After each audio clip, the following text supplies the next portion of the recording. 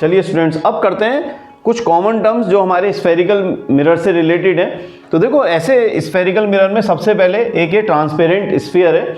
फिर इसके बाद जब हम देखेंगे तो हमारे पास 2 टाइप्स के मिरर आ गए, है ना। जैसे हमारा कॉन्वेक्स मिरर हो गया, ये हमारा कॉनकेव मिरर हो गया। तो इससे रिलेटेड कुछ टर्म्स हैं वो हम सीखते हैं। देखो, जो भी स्फेरिकल मिरर था जिससे हमने उसको क्या बनाया, एक मिरर बनाया, चाहे हमने कॉनकेव बनाया या हमने कॉन्वेक्स बनाया, तो सबसे पहले उसका कोई ना कोई तो सेंटर हो गई। तो यहाँ आया सेंटर और फर्स्ट टर्म आई हमारी which is known as the centre of curvature. देखो क्या है centre of curvature, the centre of curvature of a mirror is the center of the sphere of which the mirror is a part। तो जो sphere से हमने mirror बनाया है उसका जो सेंटर है उसी को हम सेंटर ऑफ कर्वेचर बोलते हैं and it is denoted by the letter C। Clear. चलिए अब देखो, नेक्स्ट हमारी टर्म है पोल। पोल क्या होता है, देखिए जैसे हमारे पास एक मिरर आ गया, तो इस मिरर का जो बिल्कुल मिड पॉइंट है उसको हमने क्या बोल दिया, पोल बोल दिया।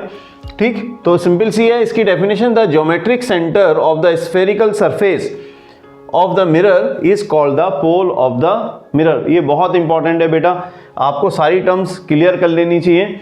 जितनी टर्म्स क्लियर हो जाएंगी, जितने इसके फंडामेंटल्स क्लियर हो जाएंगे, उतने इजीली हम इसके सारे न्यूमेरिकल्स कर सकते हैं, सारी इमेज फॉर्मेशन कर सकते हैं। ठीक है, तो पोल आपको क्लियर, यहाँ सेंटर ऑफ कर्वेचर और पोल। नेक्स्ट हमारी टर्म आई प्रिंसिपल एक्सिस। किसे कहते हैं principal axis, it is a straight line joining the pole of the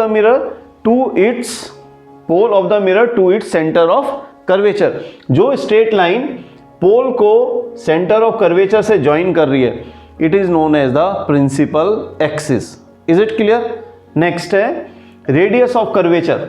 अब भाई जब कोई स्फीयर है उसका सेंटर है, तो उसका कोई ना कोई रेडियस भी तो होगा। जैसे सपोज करो मैंने ये एक पार्ट ले लिया, तो इसका ये सेंटर है। ऐसे हमारे पास ये जो मिरर है इसका भी एक सेंटर है, ये सेंटर है। तो यदि मैं इसको ऐसे करके पूरा कर देता तो ये सेंटर इसका सेंटर बन जाता, और सेंटर और पोल के बीच का जो डिस्टेंस है it is known as the radius. उसे हम बोल देते क्या, रेडियस ऑफ कर्वेचर। देखो, the radius of curvature of a mirror is the radius of the sphere of which the mirror is a part. तो जिससे हमने मिरर बनाया उस स्फीयर का जो सेंटर है, उस सेंटर को when we join with the pole, तो सिंपल सा ये क्या आ गया, हमारा रेडियस आ गया। Is it clear. अब देखो इसे तो रब कर देते हैं जी। चलिए नेक्स्ट टर्म है हमारे पास प्रिंसिपल फोकस। अब क्या होता है प्रिंसिपल फोकस, बहुत ध्यान से समझना है। फॉर कॉनकेव मिरर, सबसे पहले कॉनकेव मिरर को देखें तो प्रिंसिपल फोकस क्या है। देखिए, जैसे जितनी भी इस पे लाइट रेज आएंगी ये सारी इंसिडेंट रे हो गई।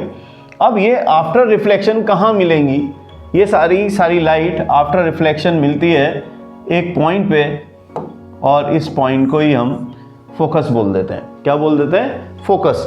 देखो जरा क्या है, डेफिनेशन के अकॉर्डिंग बताता है कॉनकेव मिरर में, in a concave mirror the reflected rays meet at a point F, capital F जो यहाँ शो कर दिया, on the principal axis. This point is called the focus of the concave mirror. इसी को हम क्या बोल रहे हैं, उसका फोकस बोल रहे हैं। क्या हुआ, जहाँ पर सारी की सारी रिफ्लेक्टेड रे आकर मीट कर रही हैं उसको हमने बोला प्रिंसिपल फोकस। और मैं बताऊँ आपको, जहाँ पर एक्चुअली 2 रेज और more than 2 rays after reflection meet with each other, this point shows the real focus।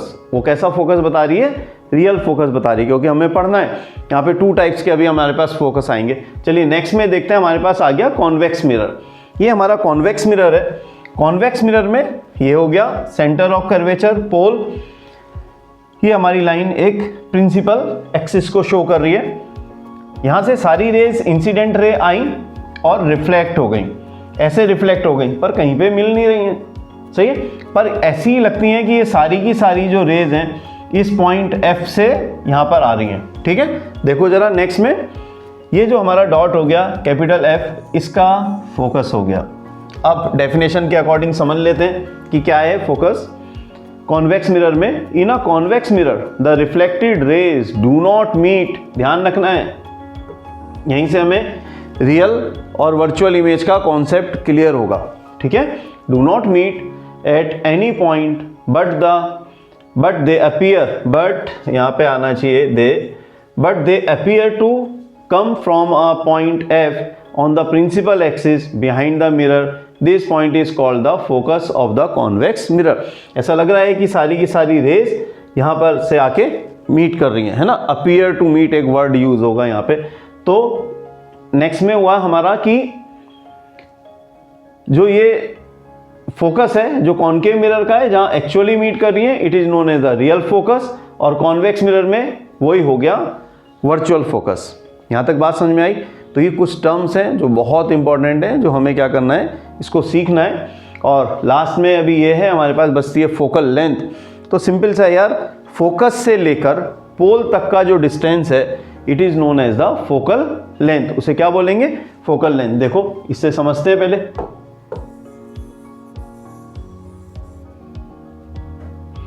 देखो क्या है बेटा, the distance of the focus from the pole of the mirror is called the focal length of the mirror. देखो यहां पर focus, यहां पोल, ये focus और पोल के बीच का जो डिस्टेंस है उसी को क्या बोलते हैं हम, फोकल लेंथ। इसको हम स्मॉल f से डिनोट करते हैं। बहुत सारे बच्चे फोकल लेंथ को भी कैपिटल F से शो करते हैं, नहीं ये रॉन्ग है।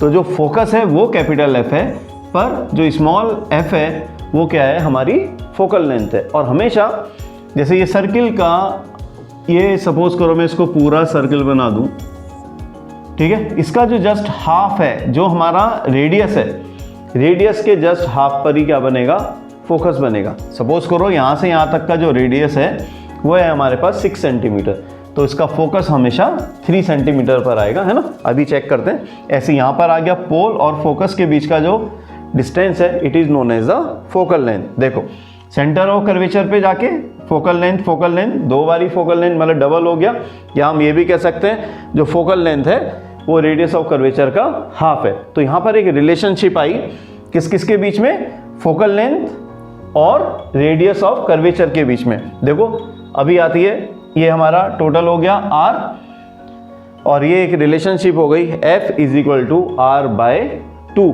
है ना। तो बहुत सिंपल सा इस पे न्यूमेरिकल आता है कि हमें रेडियस ऑफ कर्वेचर दे देते हैं और हमसे क्या पूछते हैं, फोकल लेंथ पूछते हैं। हमें यहाँ फोकल लेंथ दे देते हैं, फिर हमसे रेडियस ऑफ कर्वेचर पूछा जाता है। यहाँ तक क्लियर। तो आप पहले इतना सारा क्लियर करो, फिर मिलते हैं अपनी नेक्स्ट वीडियो में।